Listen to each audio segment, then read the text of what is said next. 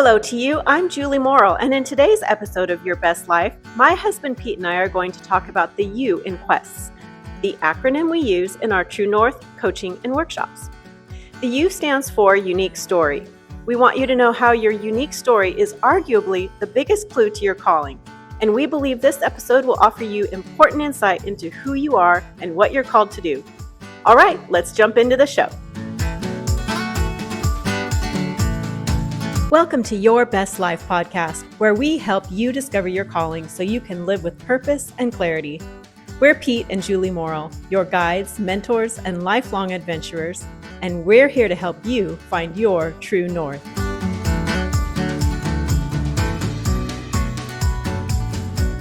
I'm here with Pete, my husband Pete, and we are here for another episode of Your Best Life podcast. And we're going to talk about the U in Unique story. Unique story, yeah.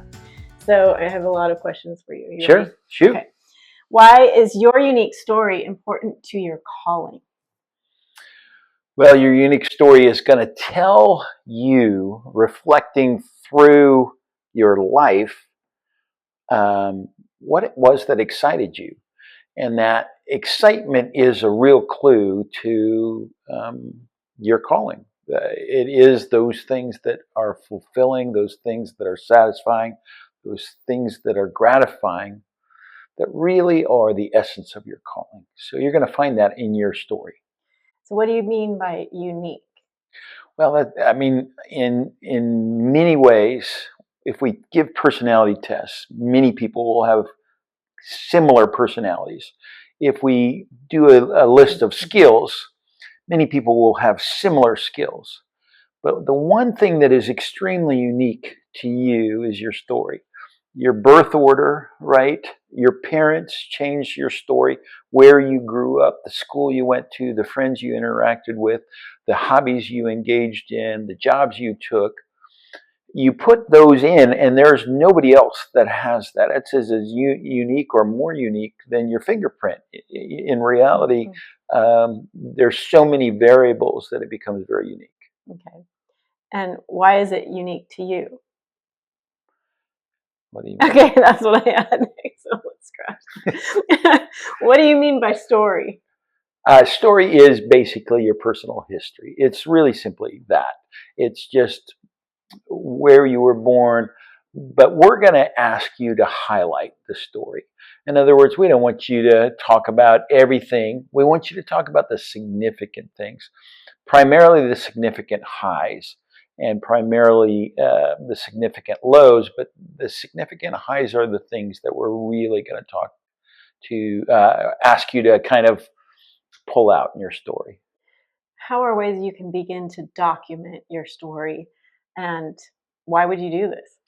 Yeah, we like people to think about chapters and episodes. So chapters are perhaps a job that you had, a station that you had, or a role that you had when you were going through college or when you were going through high school. For me, one of my chapters was I was the ASB vice president. So that was a thing that was very fulfilling to me. I was also the co-captain of a football team. And while I really enjoyed it, I don't think it was that fulfilling in the same way being ASB vice president was, because I was able to do some very unique things as ASB vice president versus, so that those are chapters. And then sometimes there's episodes.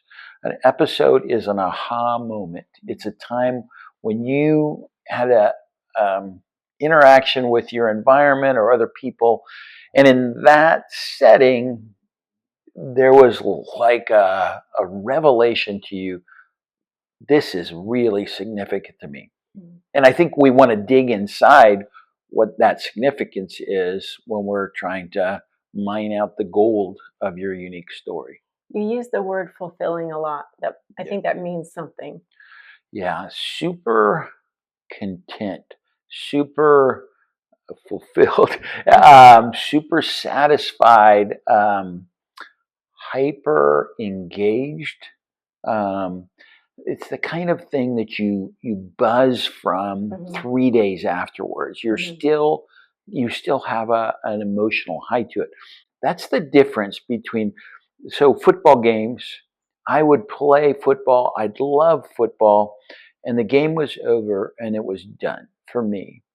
Um, but I had an ASB convention that I just had kind of an emotional high on for a week and a half, 2 weeks. I still talk to you 40 years later about that glowing moment for me, right? I never talk to you about football games that we won or lost. So it's kind of like that. What gives you that emotional high? I would call it like being in the zone where you just know everything's like flowing and you feel like, whoa, I was born for this. Yes. Another way I describe it is being in your strike zone. Mm-hmm. It's really, this is the kind of pitch you like to hit out of the park. So, yeah. Okay. What is your story trying to answer? Well, you talked about that fulfilled word. It's trying to answer, where's your strike zone? What's your emotional high?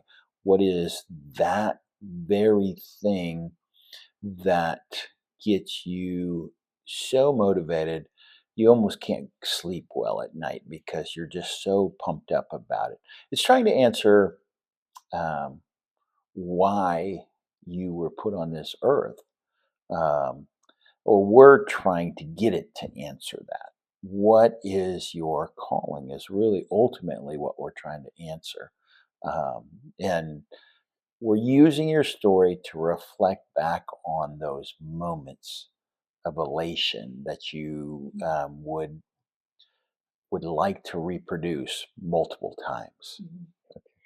Why do we want to talk about chapters from our early ages, or an early age, and then our middle ages, and then our current ages?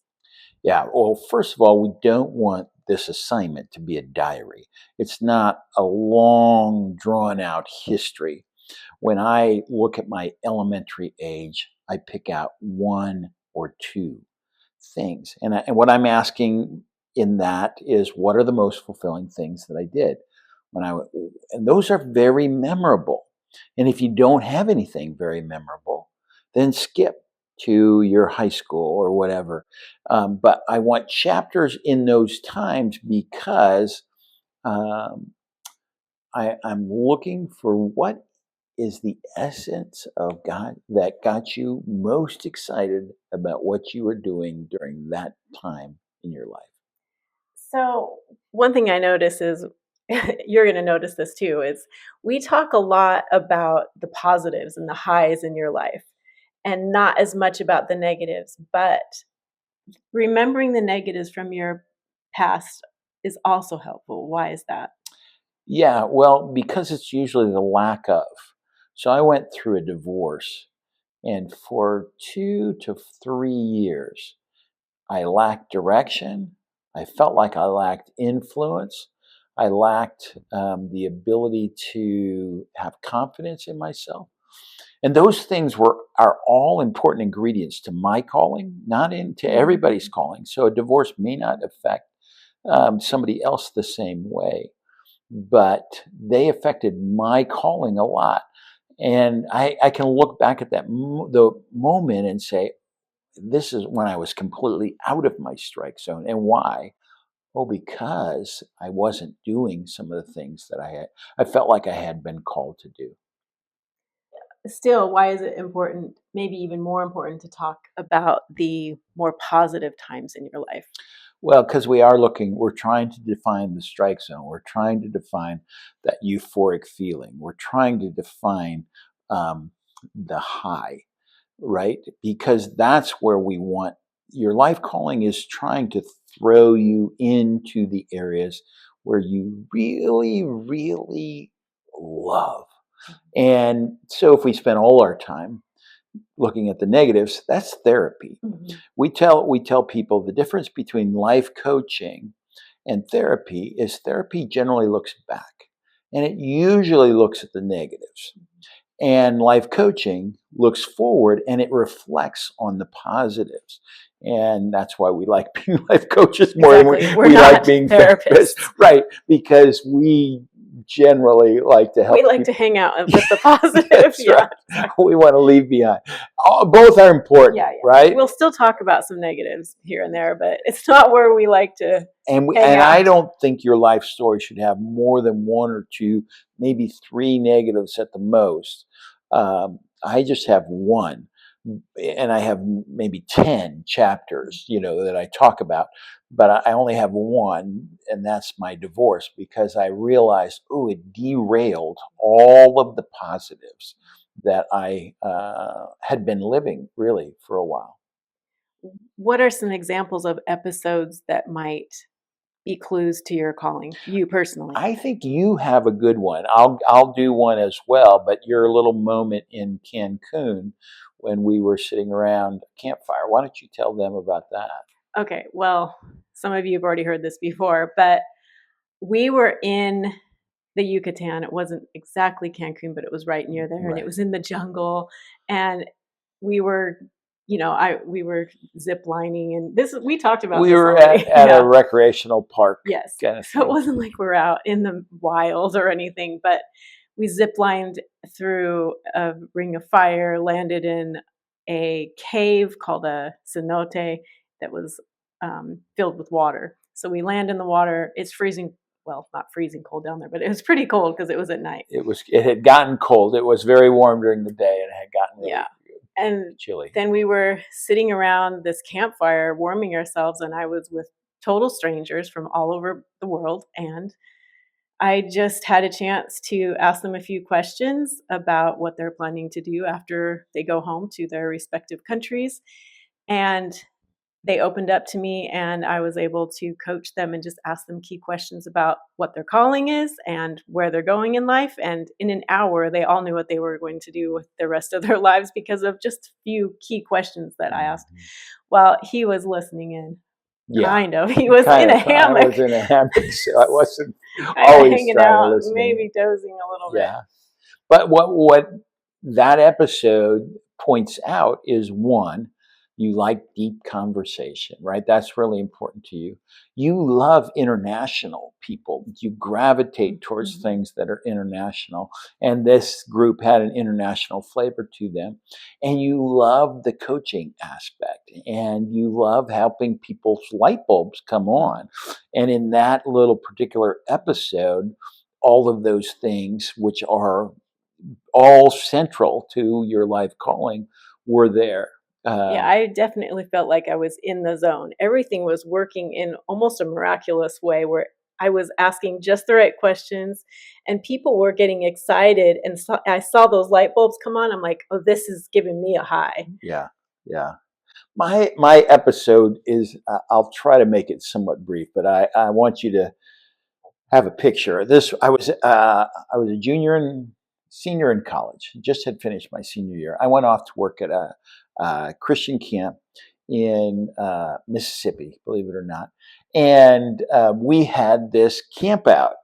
And this camp out, first of all, me and the other program director, we rode horses full throttle. This was not any part of the program, but that just was so invigorating to me. One is I'm a animal person, and I do pretty good on horseback, and it's nothing funner than riding a full gallop horse. Anyway, we get to this place. We have our campfire program, which I was pretty instrumental in, and it starts to pour. I mean, it was downpour. We had no tents or nothing. This was just sleeping underneath the stars. And we grouped together. I had the team of counselors and program people, and we grouped together. We were arm in arm. The kids were just, it was literal chaos because there was so much rain and mud and all that. And I said, okay, this person needs to go drive the truck back to camp and tell them we need help because we need to get out of here.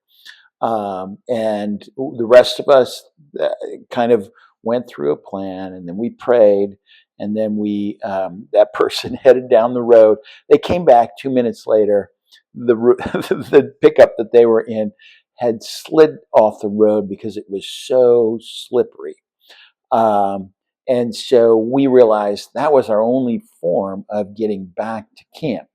And so we needed to get all the counselors with their cabins and walk down this road. And we soon discovered that it was so slippery on the road that you literally couldn't walk. It was like ice skating on the road because it was this Mississippi clay. And so the kids had to walk arm in arm back to the camp. It's now probably 9 p.m, and they're walking arm in arm to hold each other up. Yeah, because you didn't have enough stability without doing that. And we finally made it back to camp. It was about a 2-mile hike, so it probably took us about 45 minutes. The kids were just covered in mud. Um, Actually, about 2/3 of the way back, I think some people at camp had figured out what was happening. And so they were starting to shuttle campers back. And but they took the group at the front. And so I was at the very rear because I just wanted to make sure that everybody made it back. So I ended up walking all the way back. The kids were having such a good time in miserable conditions because we had just done things in a way that was totally based on unity. And I realized later, reflecting on that moment, it was an episodic moment for me to say, you're supposed to be in leadership, which was an aha moment for me at that time. You're supposed to do it in the outdoors, and you're supposed to take people on adventures. And that's part of our calling right now, is to take people on outdoor adventures so they can discover each other, and then they can discover the strength that they have within themselves. Just a little episode, but I reflect back on that episode with elation, even though it was a disaster in every way. And I also think I'm a clutch person. I'm a person that when there's pressure, I actually excel, versus pressure doesn't crush me. It actually emboldens me. Because creativity and leadership are really what's important. Those are central to my life calling as well. If you reflect on what we're trying to do, you can see elements of that in that moment. The element of, we're trying to get people out in the outdoors, we're trying to get people to bond together, we're trying to get people to grab who they are at their essence in spite of adversity. And it ended up being the highlight of that session of camp was this disaster. My leadership was important. It wasn't crucial, but it was crucial to me to have that moment that said, wow, this gets you really, really excited. Yeah. And people listen to you and they follow you. And Yeah. Right. I've seen over and over again times when there's great adversity, if somebody just speaks with clarity and tries to get consensus, people will follow them. So I just want to point out that I know you went to USC and I went to UCLA. Yeah, we won't You hold used that the against word you. funner, Funner. which is not a good More word. It's not a word. entertaining, more. It's okay. I think forgiven. almost everybody that's listening understands exactly what that Okay. means. And that's why I speak, so people will understand, not so it's proper. So here's another thing, though. Again, I went to UCLA, so maybe this is why. But what do you mean by clutch person? Clutch means it's an athletic term. So That's why I don't understand it. exactly. A clutch hitter is when a hit is important. It's in the 9th inning. The game is this is home. baseball. This is where the term mostly comes from. But a clutch player is just somebody that plays their best under a good bit of pressure. Okay. Yeah, a clutch hitter hits two-run homer in the 9th inning to win the game. That's a clutch thing. I've heard you say this before. I never knew what it meant. I just was like, okay. There you go. Well, I thought probably it had something to do 50% of our using a clutch in a car. I'm like, that doesn't make sense. Yeah. Maybe it has something to do with football. Do they clutch the ball? 50% would understand exactly what I meant, and probably 50% didn't. Who are people in your life who might give you a clue to your life calling? Well, your parents are your parents. Just our parents in general. Just parents in general. I'm talking in generalities. Parents in general will know Your siblings might know even better. It's people that are observational. So your parents and your siblings might not be observational. So you might have good friends that know you really well. I um, I have a friend that I call him and we talk, and and sometimes he'll say, "I have no." I have no question that that is something that gets you excited when I talk about whatever I happen to be doing, because he knows me well. He's observed things in me, and he's walked through life with me enough to know me. Those are the best people to reflect your life calling. They have seen your unique story, but then they've seen it played out. I have a sister who has, I have two, I have three sisters. One of them has the gift of personal observation. She's a people person. And she could probably tell me my calling as well as I could tell my calling. So those people are valuable. I'm a pretty good person in terms of understanding calling. So those people aren't as important to me. But if you're not somebody that understands your calling really well, then asking people around you, what do you think excites me? What do you think gets me on full throttle? That those are all good people. Now, oddly, even though this is a long story, but even though I help people find their calling, I wrestled with this for many years, just felt like it was nagging at me that I did not know my calling. I need to know my calling. I want to know what my calling is.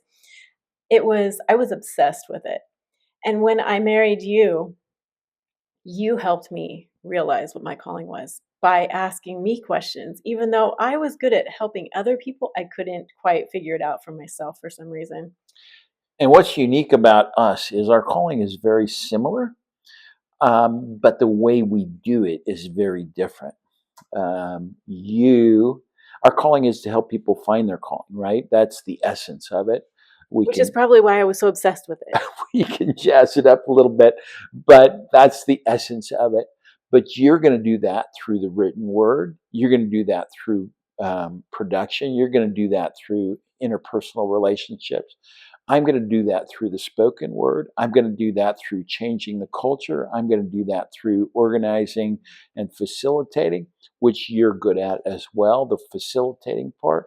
So what was fun for us is we discovered that the overlap of our calling is really where we want to spend our later years in life. That's why we're doing this podcast. That's why we want to do these retreats. That's why we want to personally coach, is because both of us have strengths that overlap in those areas. Even though we are very, very different people, our unique story is extremely different. Uh, I was at that episode that you talked about. I was in a hammock, almost asleep, shivering a little bit.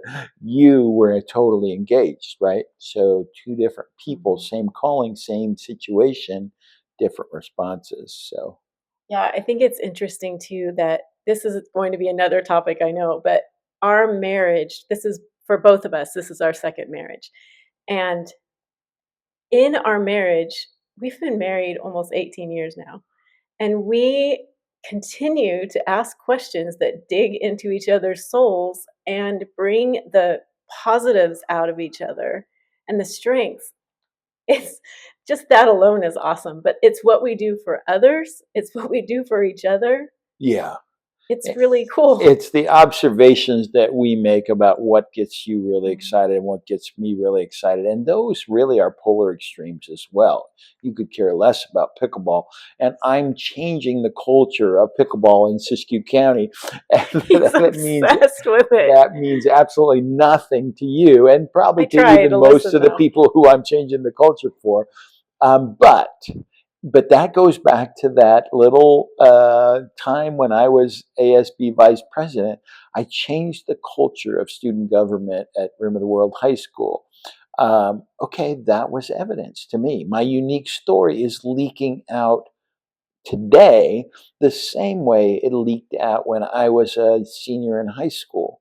Uh, And the same way it did when I was on that camp out with a bunch of campers. So, yeah, our unique story simply highlights, or at least the chapters in the episodes should highlight what it is that makes us as fulfilled as we can be.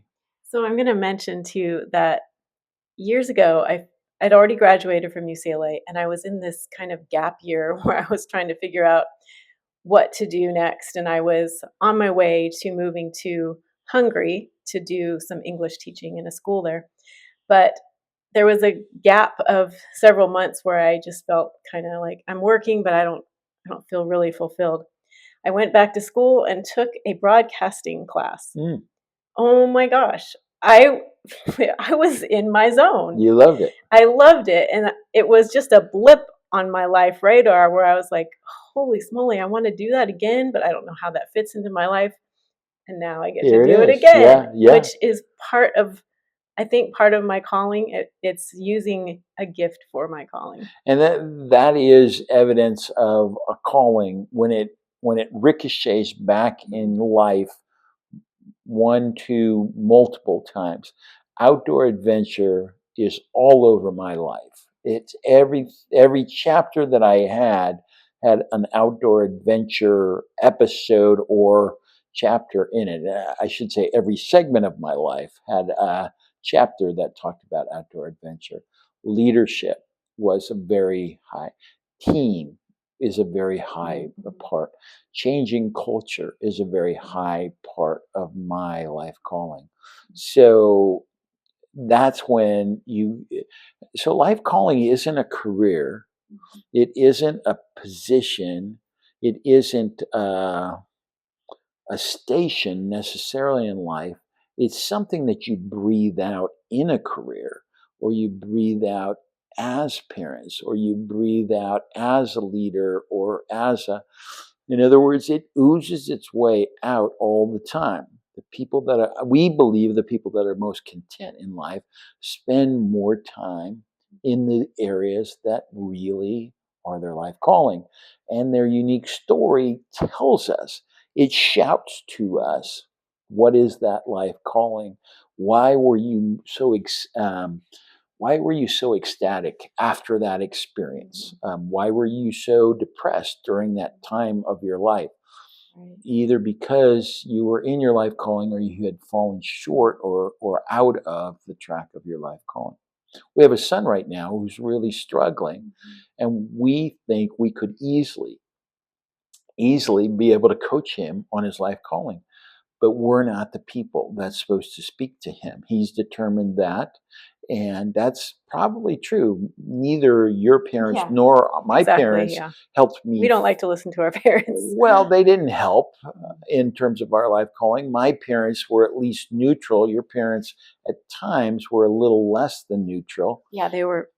I was more coachable maybe at times. I don't know.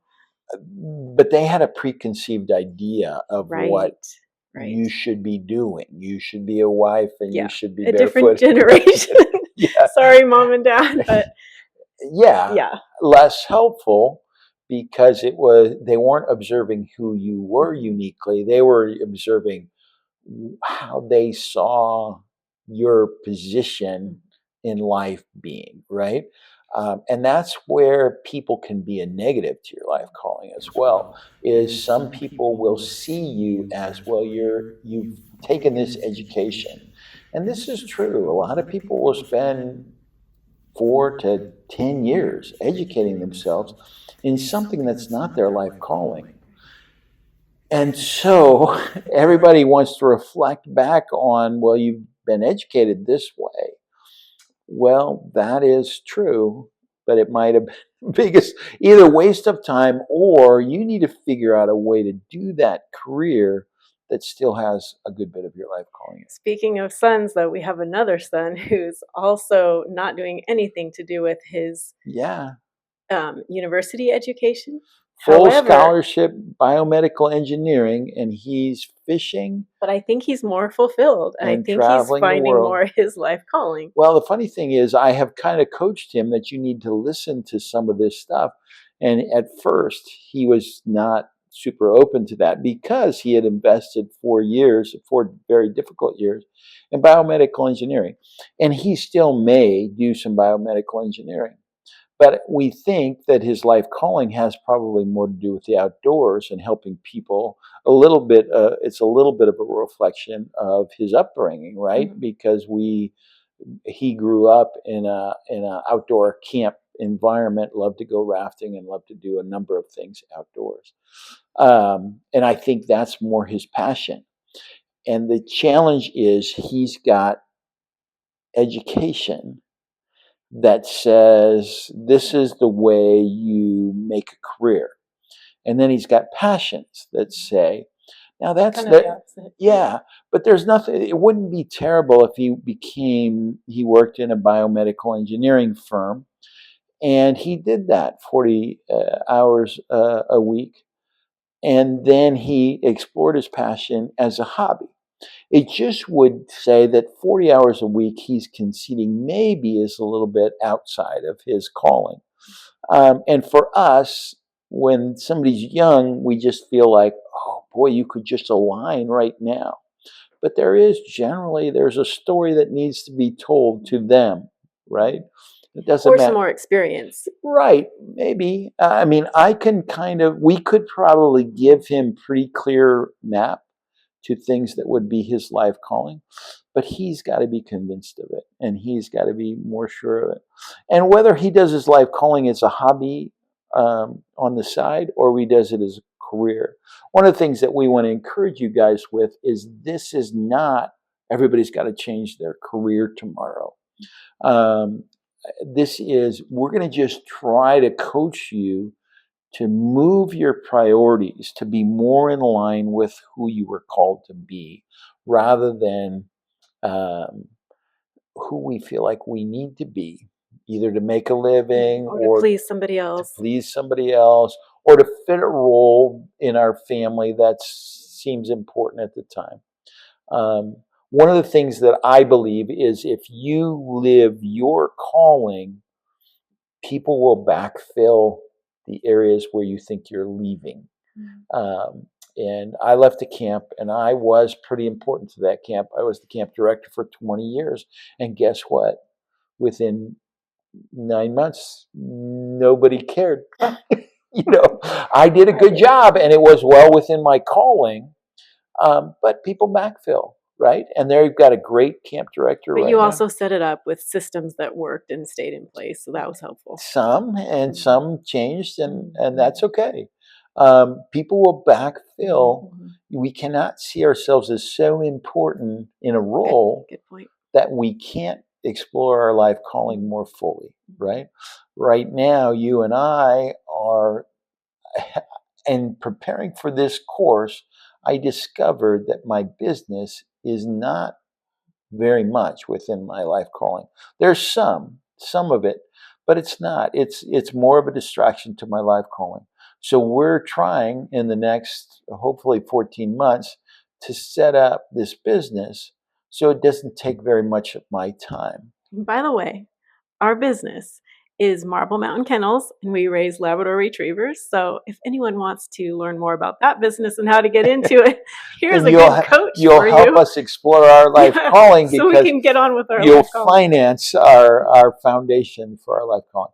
And that's where we've moved the business. We've moved it not into a major focus, we've moved it into means to an end, which is one thing that I have a hard time saying Well, too. the other thing is you say you have done it. You run this business. I am the administrative assistant. Not even that. I work on You're the the website and marketing, marketing. guest care. Yeah, client care. So I don't run the business at all. Yeah, yeah. Good. Why do you think unique story is the foundation of your life calling? Um, well, it's the foundation for most people. So if I was helping a 14-year-old figure out their life calling, it probably wouldn't be the foundation. But if I'm helping a 60-year-old, if it's not the foundation, they've really not lived a very fulfilled life. In other words, I am really going to ask them to mine. And to be honest with you, we're going to take people through 5 different avenues to find their life calling. And Unique Story is just one of those. But if somebody's lived a fairly fulfilled life, I probably can get almost a 80% read on their life calling just from their life. Yeah, me too. If they've lived an unfulfilled life, it'll probably be the opposite. It'll probably be 20% of their life would be, it would be less than 20% would give me the clues, because they haven't played enough in the water that gets them downstream to their life calling. Good point, which is another reason why outdoor adventure is so important. And I do want to make the point that I am not a super outdoor adventurist. However, I like it. I like being in the outdoors at a more comfort level. Let's just say. Here's why I like outdoor adventure so much. One is it's exhilarating, but two is you're in. So I do a lot of whitewater rafting, and you know that I like the really rowdy water more than the tame water. I cannot handle the rowdy water. It scares me She's so gone bad. with me one time on the rowdy section, and she says that's enough. And she had no negative incidents, but it was terrifying. But what I like about that is it breaks down barriers very quickly amongst people. In other words, all of a sudden we're in a small raft in the midst of pretty turbulent water, and some people feel like they're just about to die. That's that's where I like people, because it's a good thing, they actually, become very vulnerable. It breaks down some of these social environment. It breaks down kind of any sort of norm that they felt like they needed to hold on to for this. And they at the end, there's a different feel about that group once you've made it through that adventure. And whether, it's why I think the game Survivor on TV is so, the interpersonal relationships are so deep, and then you have to vote off the person that maybe is your best friend.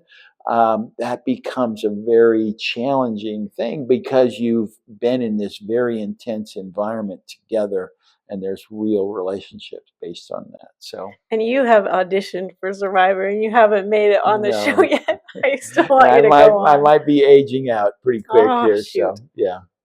Well, about the rafting too, I mentioned this before, but it was really awesome that I would take students sometimes from our school out on the river rafting, and one girl fell out. Her name was Whitney, and I helped pull her back in, and we were bonded for the rest of the school year. We did that on day like 1 or 2 of the school year. It was amazing, because some of these kids, well, they were seniors in high school, but they were group home kids, so they weren't like super They didn't play by all the social rules. Yeah. They weren't really kind to teachers often, let's just say. But this girl and she stood up for me the rest of the year. She was like, "Don't you badmouth Mrs. Morrow." No way. And it was that outdoor adventure. Yeah. Near-death experience. It wasn't a near-death experience. She just thought it was. Yeah, I think 2 of your fellow instructors were guides, and they said this will be really good for these kids. Oh, and was they it ever? It saw was the amazing. experience. Yeah, and we did that for years and years. Took kids rafting and on ropes courses and rock climbing and a bunch of things that got them out of their comfort zone. So once they're out of their comfort zone, you get to know the real person. And you can see why you're out in the river with these kids. When I call them kids, they're college age kids, and they're in near death experiences. They are bonded with you. They respect you more. They look up to you for the rest of that summer that they're working for you at the camp. Yeah. Well, and what's most important is they start to get to know each other's life story, right? Because they'll talk about what that experience was, and they'll reflect back on, and then they'll talk about their family, and they'll talk about camping trips and all that sort of stuff. And they start to, really, when you know people well, you start to know their life story, and you start to know the chapters that meant the most to them and the chapters that were the hardest for them. And that, I mean, in One of the side benefits when we are challenging people to go on cruises with us, We haven't mentioned cruises yet. yeah, but we're going to challenge people to go on cruises or come to kind of workshops with us to find their life calling. One of the side benefits that they don't realize is if they're on a team of 8, they're going to have 7 close friends at the end. Friends that might be closer than anybody else in their relational circle right at that moment. And even though they're from different places in the world, several of them are going to keep in touch with each other. And we might even have little reunions, Facebook reunions or whatever, that are kind of based on the depth of knowledge that we've gained of each other. That's one of the side benefits. Everybody wants to, you seek to know and to be known as humans. And one of the side benefits is the other people on your team and we as your coaches will know you better than most people by the end of 5 or 6 days. And we'll be able to give you more solid advice based on who you are. And that unique story is only part of it. That's one sliver of it, but it's a big part, and we consider it one of the foundational parts. So in our quests acronym, you've got the Q, the 3 questions. Then you want to mention the 3 questions.